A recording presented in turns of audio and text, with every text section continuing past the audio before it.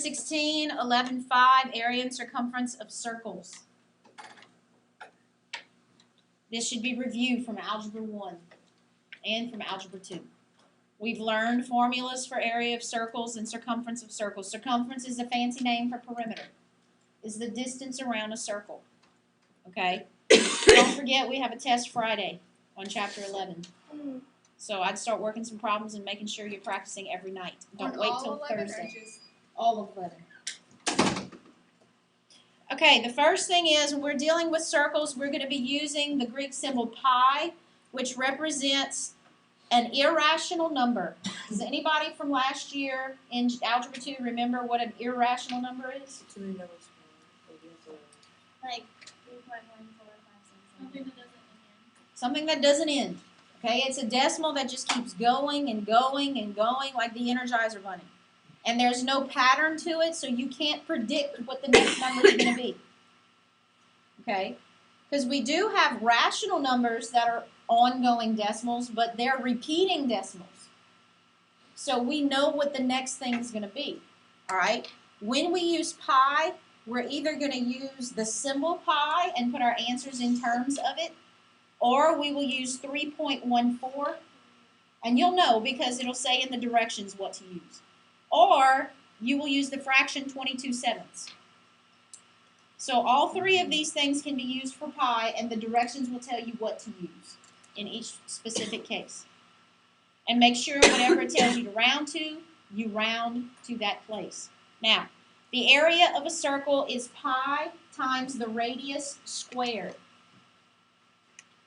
Now, those of you that took Algebra 2 with me last year, the absence of parentheses here means what? It's all squared. Only the radius is being squared, not pi. Okay? Only the radius.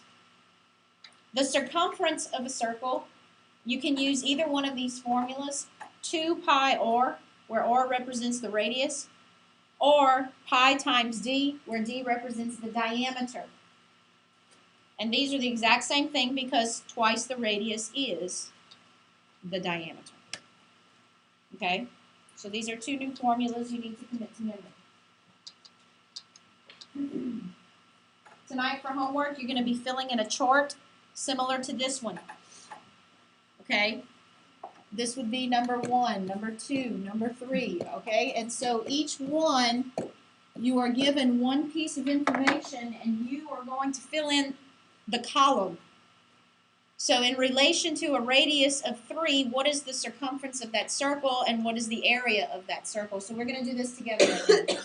I'll give you a minute to draw this chart. You have 6 columns, 3 rows.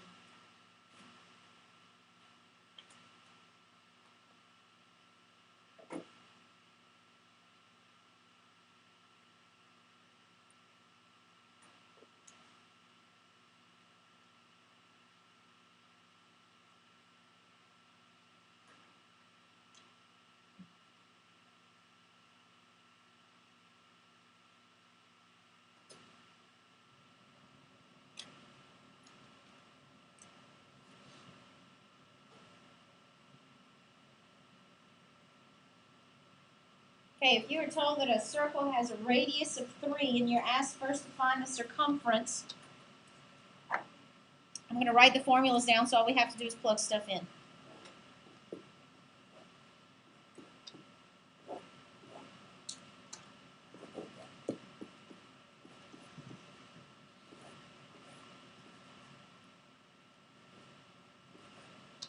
Okay. The circumference of a circle with a radius of 3 would be 2 times pi times 3. Okay, in this chart we're going to leave things in terms of pi, which means all you got to do is multiply the numbers together. So 2 times 3 is 6 times pi. So right now we're simply leaving it in terms of pi. Pi is like a variable. Okay? And so the variable rules for multiplying and adding and all that other stuff apply. The area, remember, only the radius is being squared. So the area would be 9 pi.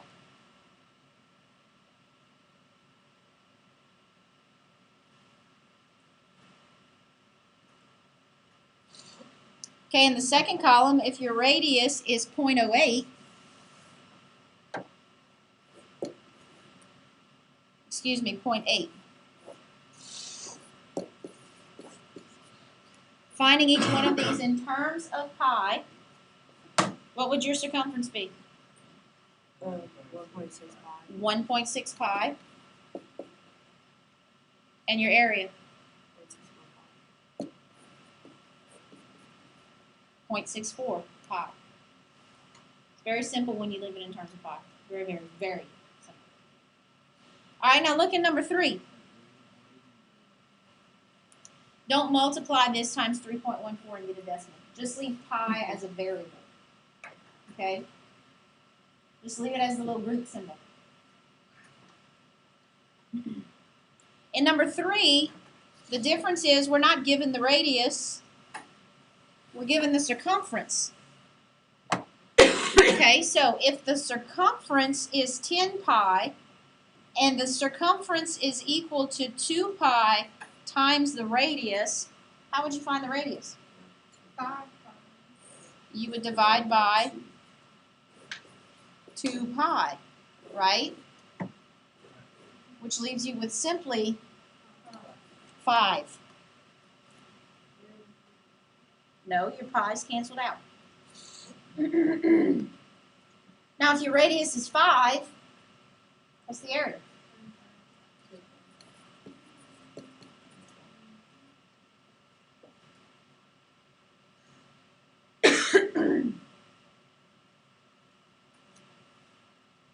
Okay, so you do number 4 on your own. If the circumference is 18 pi,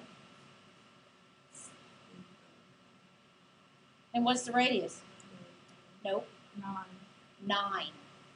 Oh, sorry. The radius is simply 9, which means the area is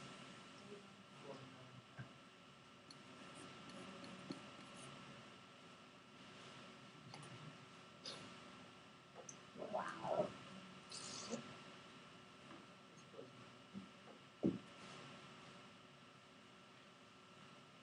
Okay, now let's look at these last two.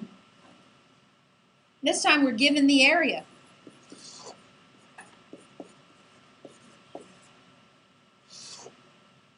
What's your radius? 6 is your radius. And let's understand why looking at the equation. But you should be able to do this in your head. If you're trying to find your radius, you would first divide by pi, and then you would take the square root. Because the radius has been squared to give you 36, and then you tag the pi onto the back side of it. So the square root of 36 is 6. So what's the circumference? 12 pi. Now what if the coefficient of pi in this area, like here, 20, is not a perfect square?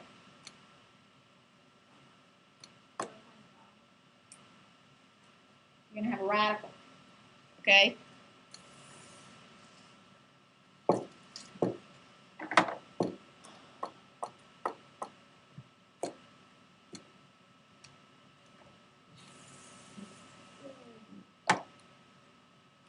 If I said, what's the square root of 36 to find a radius of 6, then I would say, what's the square root of 20 to find this radius? Well, as a radical, what is it? 2 square roots of 5.